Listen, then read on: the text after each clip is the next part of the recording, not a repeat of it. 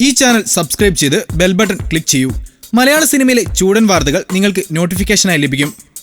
21 വയസ്സുള്ള മണിയൻപിള്ള രാജുവിന്റെ മകനെ എനിക്ക് ഭർത്താവായി വേണ്ട. മിയ. തെറ്റിദ്ധരിക്കല്ലേ.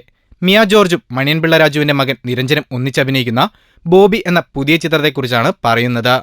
ഷെബി സംവിധാനം ചെയ്യുന്ന ബോബിയുടെ ആദ്യ ടീസർ റിലീസ് ചെയ്തിരുന്നു. 36 സെക്കൻഡ് മാത്രം ദൈർഘ്യമുള്ള ടീസറിൽ നിരഞ്ജന്റെയും മിയയുടെയും ശബ്ദം മാത്രമാണ് ഉള്ളത്. അതേസമയം കഥാപശ്ചാത്തലം ടീസറിൽ നിന്ന് വ്യക്തമായി മനസ്സിലാക്കാൻ സാധിക്കുന്നുണ്ട്. തന്നേക്കാൾ പ്രായം കുറഞ്ഞ ചെറുപ്പക്കാരനെ പ്രണയിച്ച് വിവാഹം കഴിക്കുന്ന പെൺകുട്ടിയുടെ കഥയാണ് സിനിമ. നടനും നിർമ്മാതാവുമായ മണിയൻപിള്ള രാജുവിന്റെ മകൻ നിരഞ്ജൻ നായകനായി എത്തുന്ന രണ്ടാമത്തെ ചിത്രമാണ് ബോബി.